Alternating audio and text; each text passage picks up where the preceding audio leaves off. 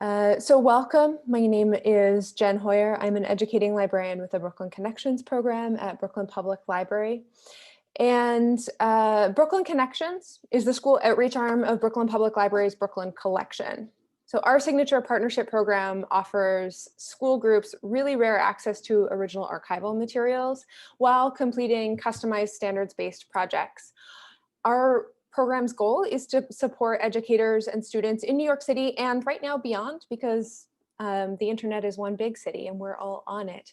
And we do that through professional development workshops, through school visits, and through freely available online resources. And my colleague Charlie will actually drop a link in the chat to find some of those resources on our website. I also want to mention quickly about the platform I'm using. I'm using Adobe Spark, and I'm doing that because I'm really trying to practice different platforms for doing instruction online. I chose this one because my understanding is that it has been authenticated with New York City Department of Education teacher and student emails.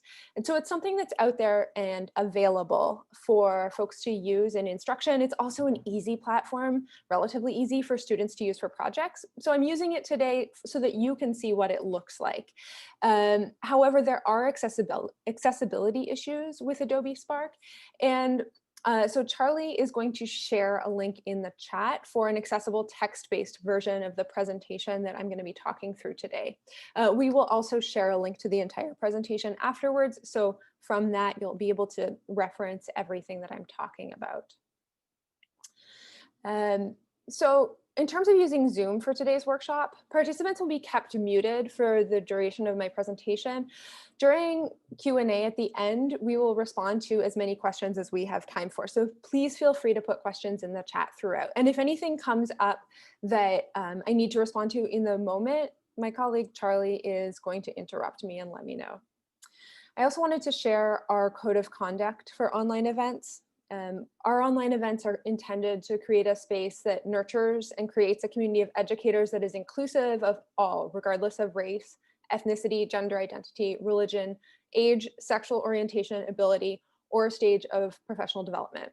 And so all of our attendees here are expected to show respect to presenters, to organizers, and to other attendees. And attendees are expected to be sensitive to the anxieties and concerns of colleagues and to show support and listen actively. Anyone who violates that code of conduct for our online events will be removed. Just also want to quickly address accessibility and our commitment to you. The Brooklyn Connections program is really committed to ensuring that all of our events and activities and sources are accessible to all individuals, including individuals with disabilities. And our team is committed to the work that goes into creating safe spaces for everyone. So if you have questions, concerns, or feedback, or would like to see our accessibility options, please reach out to us. I do want to note that you should have an option to turn on live transcription for today's event. If you're not already seeing subtitles at the bottom of your screen, you should be able to click a button and see that. And I want to quickly highlight another great upcoming CTLE granting workshop for teachers. We're doing a two-day event next week on Native Americans in New York. This is a two-day event co-hosted with the Brooklyn Museum on Tuesday, October 6th and Wednesday, October 7th from 4 to 6 p.m. each day. So on October 6th, we will feature a panel of speakers from representatives of federally recognized Lenape and Delaware nations across North America. And on October 7th, presenters from Brooklyn Public Library and the Brooklyn Museum will share resources and strategies for engaging students in explorations of New York's indigenous communities. How can you find out about that? Charlie's going to drop a link in the chat again, but you can also register for that event, or you can sign up for our educator e-newsletter that comes out once a month and will tell you about all of our upcoming professional development workshops. So now that I've gotten through all of that, let's get down to today's workshop goals. My goals for us here today are to understand some best practices for doing research online, to understand how to talk with students about best practices for doing research online, and to learn some places you and your students can go to find primary sources online. So in terms of the format for today, I'm going to give a presentation and a live demo for about 20 minutes. And then we should have about 10 minutes for a Q&A. Again, feel free to use the chat throughout to ask questions. We'll collect those and respond to them at the end.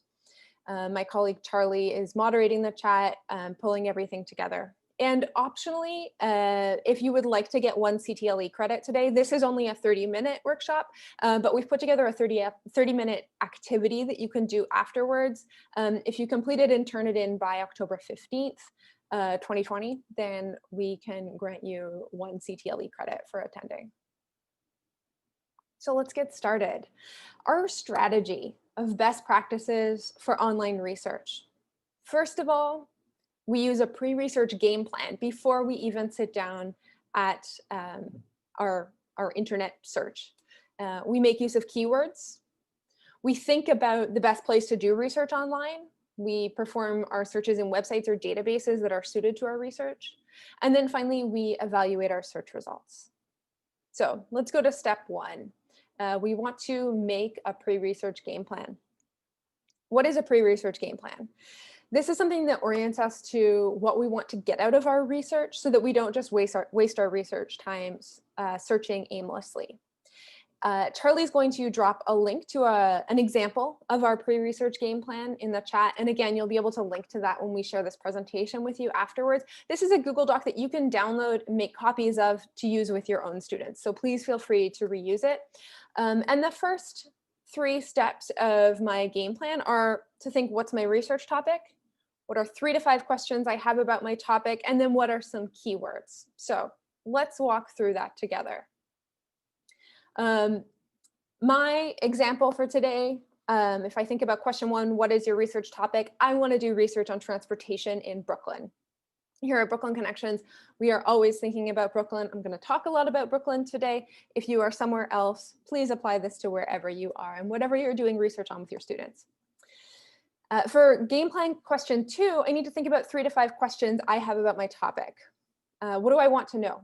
So I thought about 3 questions. I want to know how old is the subway in Brooklyn? Who built the subway in Brooklyn? And what is the impact of public transit on neighborhoods? Now, this point already is where all of your students might start to go in different directions. Even if they all have the same research topic, they might decide to pursue different questions about it. And that's great because this game plan provides space for that. And then using this information, using our topic and our questions, we next make keywords. But what is a keyword? So we could think about a keyword as a vocab word for our topic. It's usually a person, a place, a date, an event, something really related to the heart of our topic. Why do we use keywords? We use keywords because even though Google lets us type an entire question into the search box, most databases don't. And Google is doing a sneaky thing behind the scenes where it takes your question and it decides what the most important words are. It removes things that we call stop words, so and, the, and, etc. And it decides based on the order of the other words in my question, which ones are probably most important to me. What do I really want to know about? So if I ask Google, why are so many people riding the subway in New York? Google would look at people riding subway and New York as my keywords, and Google would say, oh, New York is at the end of the sentence, so it might be less important to her than people. But if I'm most interested in New York City and public transit is just one aspect of that, I actually want to switch that around. So if I search with keywords, I have a lot more control over the search that I'm doing. And as I said, if I search in a database, we'll look at some databases in a moment and talk about what those are. If I search in a database, I may not get any results if I just put a question in. So I need to use my keywords.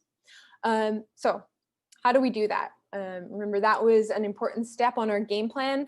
And we can actually just go back and look at our questions. So my questions again, how old is the subway in Brooklyn? Who built the subway in Brooklyn? What's the impact of public transit on neighborhoods?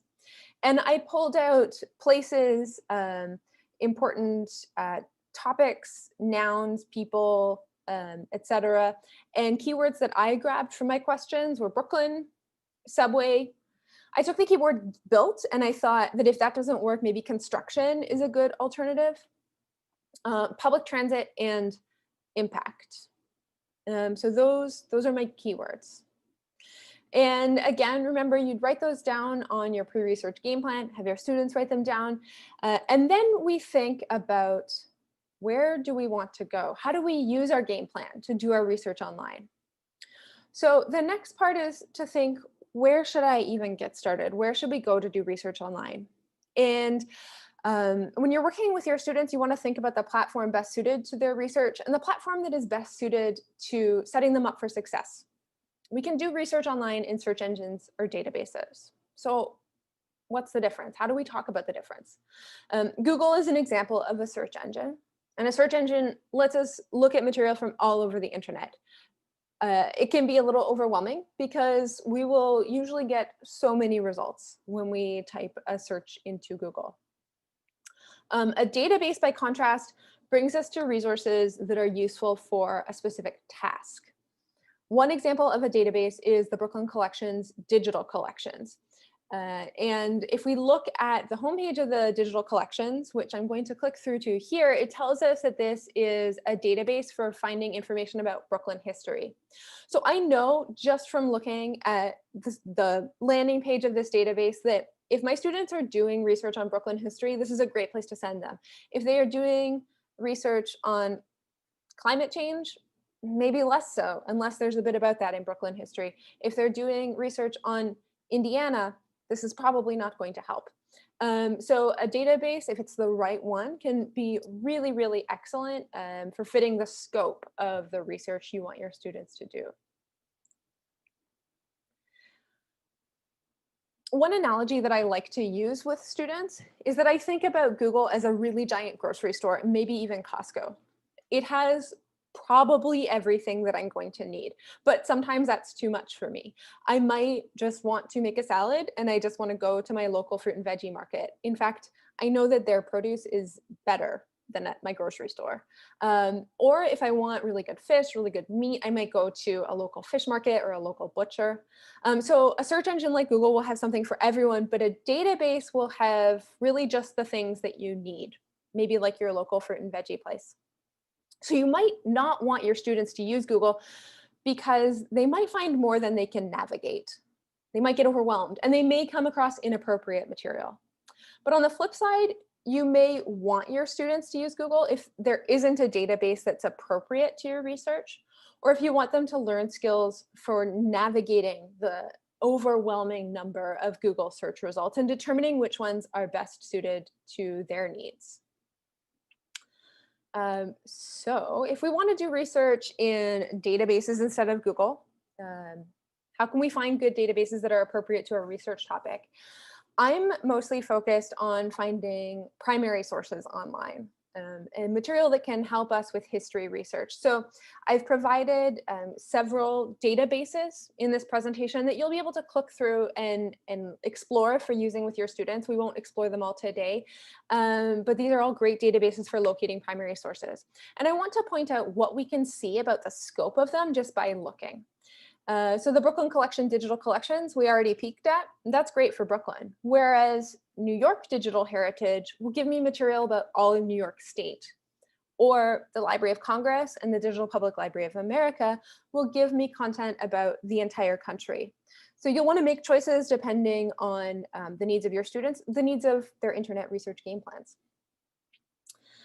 Let's try out a keyword search using some of our keywords in the Brooklyn Collection digital collections. And so we can use our keywords one at a time for a basic search, or we can combine keywords for more precise results. Let's see what happens when we do that. So I'll go back to our digital collections. And one of my first keywords was subway. Now I know everything here is going to be about Brooklyn, which was also a main component of my research. So I've kind of like sneakily gotten another keyword in there already. But subway, I have over 900 results and I don't want to look through them all. I also don't want to ask my students to look through 900 results. Another one of my keywords was built, because I was wondering when the subway was built. So let's try built and see what happens. Okay, now I only have 25, and some of them look like they are related to building different different parts of the subway line. And so going down this, I might say, oh yeah, this has some really relevant stuff for my research. But only 25? I thought there would be more than that. Well, you might remember that I thought built might not be successful, but construction might be a good alternative for built. Sometimes we have to look at individual keywords and say, is there an alternative if this doesn't give me what I thought it would give me? And when I search for subway and construction, I get 350 results. And looking through that, I can see some of these are maps related to the subway. This is really cool. It's a map of the tracks in Brooklyn. Some of them are construction of stations, subway stations, and areas in the vicinity of subway stations. And then if I feel pretty confident that this is what I want, I can click on one of these and view the entire result. I've learned with students that they don't always actually go to the final result page. They look at all of the results and say, yeah, this is what I want, and write down the title of one. And I find it really important to look at the search result itself and decide if this is what we want. So I can look at this and I can read a summary of it. I can see when it's from and any other information about where it came from. Now, by contrast, what happens when we try the same keyword strategy in Google? Well, I think we know we are going to get a lot more than 350 results. So if I just try subway, of course, to start with, I'm going to find things about the restaurant, which is not helpful. Maybe I would then add in construction. But again, oh, Google knows where I am. Google knows I'm in New York City. But I was specifically thinking Brooklyn. So let's add another keyword. But I still have like 5 million results, and it's giving me material about the current subway construction in Brooklyn. I was really lucky before to look at a database of primary sources, so that was giving me material for history research, whereas Google thinks I want to know about the present day. And I don't, because I know what's going on with subway construction and I don't need to read more about it. So maybe I add history as another keyword. I'm having to add so many keywords. And this is when, okay, I'm getting a little closer. My first result is Wikipedia. It's a great opportunity to have a conversation with students about Wikipedia. And I see a few other websites that look like maybe they will be helpful. So I could click on one and maybe I've got my search result. That brings us to our last step of doing research online, which is to evaluate your search results. So we can't stop with just finding our search result. We have to really carefully scrutinize it. And how can we walk our students through that? We have a really handy website assessment checklist. Charlie's going to drop a link to that in the chat. Again, feel free to download this, copy it, use it with your students. And it asks us to think critically about a few different things. So what clues does the website URL give? And that's looking at the little .com, .gov, .edu. This is .org, which tells me that this is a nonprofit. Okay, it's not like an online shopping website. It's not a government website. What is the purpose of it, though? So I might want to scrutinize my website and figure out, is this educational? Is it a company that's trying to sell me something? Is it entertainment? I found a really great subway website earlier this morning that was actually for a company that was trying to sell me tour packages for New York City, but they had some information on the history of the subway. I don't know, is that going to be as useful for my research? And then I want to guide my students through reading the website to decide, is it mostly facts? Can we identify an author? And do we have any information on whether that author is an expert about the topic? And then finally, we have a great little rating checklist. And the first question on this checklist I love, because it says, does this website answer my research question? It might look like a credible website written by an expert. It might be pretty up to date. It might be related to my topic, but if it doesn't answer my research question, I can actually move on. I can look for a better website that will go back to the questions I wrote in my game plan for doing internet research. And so we look, at whether it's up to date, well-maintained, professional, and give a final verdict. Is it trustworthy? And ultimately, will it help me with the original goals I laid out for myself in my internet research game plan? So I know that I have just talked through a lot of different resources and strategies for doing research online and for guiding our students in doing research online. I'm going to pause now for questions. I'm curious to know what questions you have about this, how you would use this strategy for both your own work as educators